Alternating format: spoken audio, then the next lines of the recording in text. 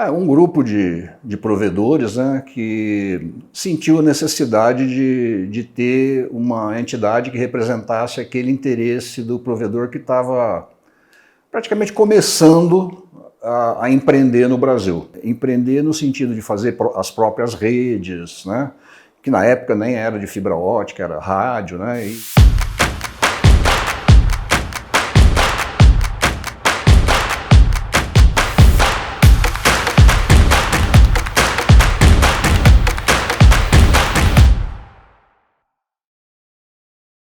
Existiam algumas outras entidades, né, ligadas à internet, mas que não representavam efetivamente a essência do provedor de internet pequeno, aquele que era empreendedor individual. E nós sentíamos que não éramos reconhecidos pelo governo, pela Anatel, pela própria sociedade, a gente não tinha um reconhecimento e achamos que tínhamos que formar algum tipo de entidade que representasse esse empreendedorismo que estava começando no Brasil praticamente. Eu acho que tudo começou em 2009, talvez um pouco antes, assim, a ideia de formar uma entidade, formar uma associação que representasse um movimento que estava acontecendo no Brasil da formação de pequenos empreendedores que proviam acesso à internet, tá? Existiam outras associações ligadas à internet, mas a gente entendia que não existia uma associação que focasse naquele provedor de acesso, aquele que tinha o seu próprio carro, que ia até as torres, instalava as antenas, ia nas casas dos clientes, já tinham funcionários, já tinham um sentido de empreendedorismo nesse setor.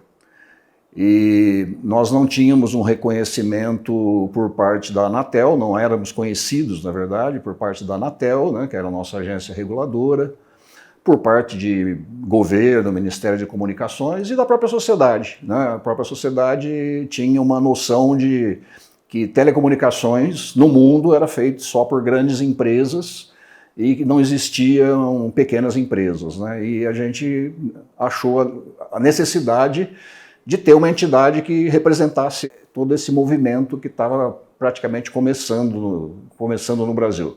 Na verdade, já havia começado, talvez um pouco antes, com o acesso discado e tudo mais, mas que estava tomando um corpo mais de empresa naquele momento.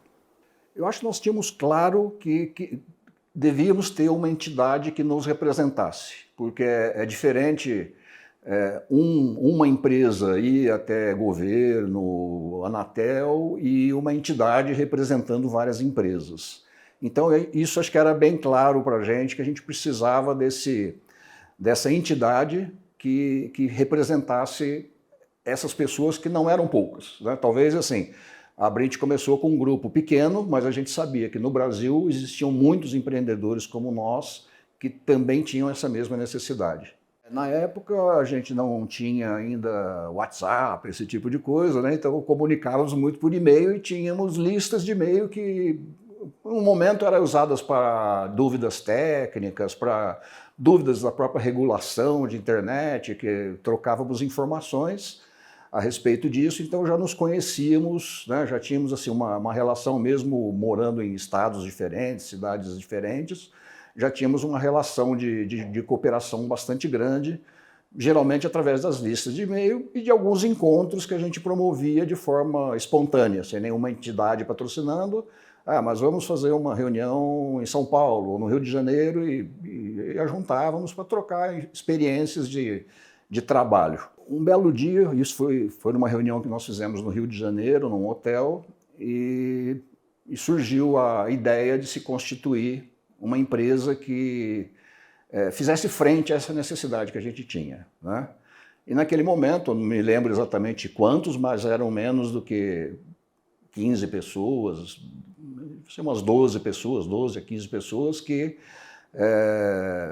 fizeram essa reunião, e ali foi a fundação oficial da Brint, né? Não oficial porque não tínhamos ainda CNPJ, nada, não tínhamos uma inscrição, mas ali foi a ata inicial em que a gente ia iniciar a constituição da Brint. que aliás nem tinha nome Abrint ainda, né? Foi definido ao longo desse processo. Eu não me lembro exatamente quais foram os nomes sugeridos, mas fomos definindo ali a fundação. Eu lembro que tinha gente de Minas, tinha gente de São Paulo, tinha gente do Rio Grande do Sul, então tinha gente de boas partes do Brasil.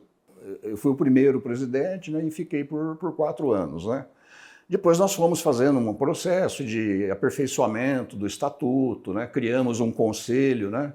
O próprio conselho da Abrint hoje, que é um conselho grande, ele nasceu naquela época de uma forma improvisada, de uma forma informal, vamos dizer assim, que nós sentimos a necessidade de ter mais gente para agregar ideias, para trocar, né? E começamos a chamar pessoas que participavam mais e formamos um conselho não oficial naquela época, que a gente consultava sempre que havia algum tipo de decisão importante para tomar, para não ficar na mão de uma diretoria pequena que podia errar, podia tomar decisões erradas, então a gente consultava mais gente. Então foi o início da Abrint, como ela é hoje, ela começou de uma forma bastante espontânea naquela época, com a formação desse grupo de conselheiros.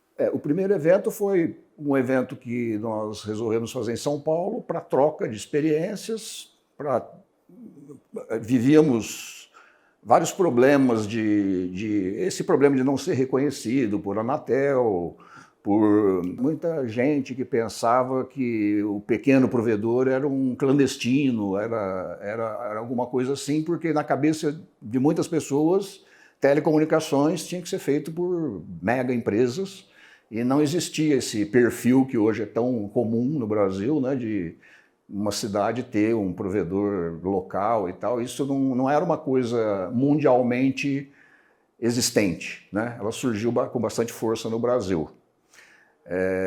Isso devido a uma série de coisas, né? A própria internet no Brasil, a governança da internet no Brasil, ela tem um modelo bastante reconhecido no mundo como uma coisa independente, né? Independente de governo, independente de agência reguladora e tudo mais, e assim também os provedores de internet foram surgindo nesse tipo de ambiente.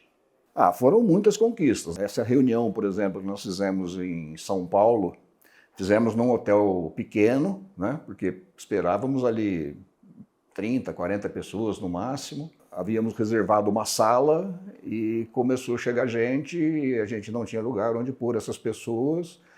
Felizmente o hotel tinha vaga em outra sala maior e trocamos no mesmo dia, já trocamos para essa sala maior.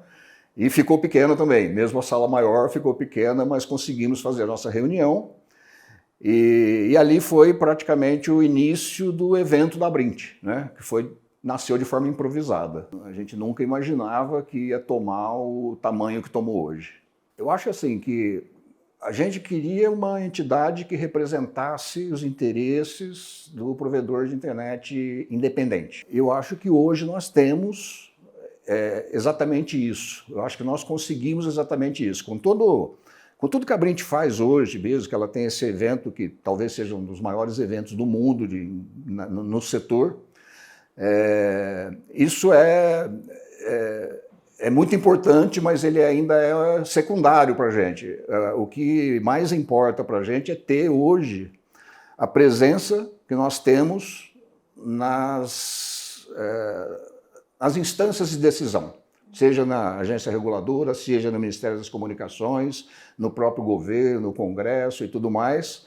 Então hoje, esses provedores que estão espalhados aí no Brasil e que hoje tem um número imenso, eles têm uma entidade que está lutando todos os dias pelos interesses deles. Houve muitas conquistas, né, no sentido de assimetrias regulatórias, né, o pequeno ser tratado de uma forma um pouco diferenciada do grande, não bem um favorecimento, mas sim um tratamento diferente que permite ao pequeno hoje ter um espaço de competição mais justo dentro do setor, né? Isso foi tudo uma consequência de um trabalho que veio sendo feito desde aquela época junto a governo e agência reguladora. E isso foram várias iniciativas, vários movimentos que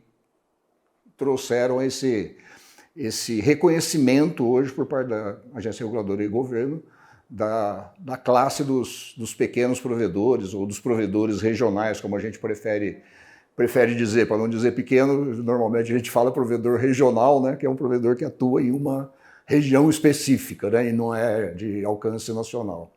Que não é um benefício só para aqueles que ela representa, provedores regionais, mas principalmente podendo trazer um ambiente de competição dentro das telecomunicações e tal, que beneficia o consumidor final, que hoje tem a opção de contratar uma grande empresa, mas também tem várias opções de contratar uma pequena empresa, uma empresa local da sua cidade, da sua região, e pode ter um serviço de qualidade, porque as grandes também precisaram entender o mercado brasileiro e melhorar em muitas coisas. Então, assim, acho que quem ganha no fim é a sociedade como um todo. A gente chega aqui na Abrint para decidir coisas, para discutir coisas, para tentar dar as opiniões e tal, e isso nos dá uma satisfação muito grande de poder, depois de 15 anos, aí, estar ainda colaborando com o crescimento da Abrint, mas principalmente com o crescimento e a manutenção desse mercado de internet e telecomunicações no Brasil. Houve várias conquistas da Abrint principalmente no sentido regulatório, no sentido de poder trabalhar em uma regulação um pouco mais justa, que não beneficia somente os grandes, mas que tem um alcance maior. Então, acho que a Abrint desempenhou um papel e vem desempenhando um papel muito grande nesse sentido, né? Houve alguns pontos específicos, né, como, por exemplo, quando uma grande empresa de telecomunicações tentava fazer um tipo de acerto com a Anatel, no sentido de trocar multas por investimentos e tal, que seria uma coisa extremamente injusta do nosso entendimento, uma vez que a multa, se ela foi aplicada, ela tem que ser paga, ela não tem que ser transformada em investimento.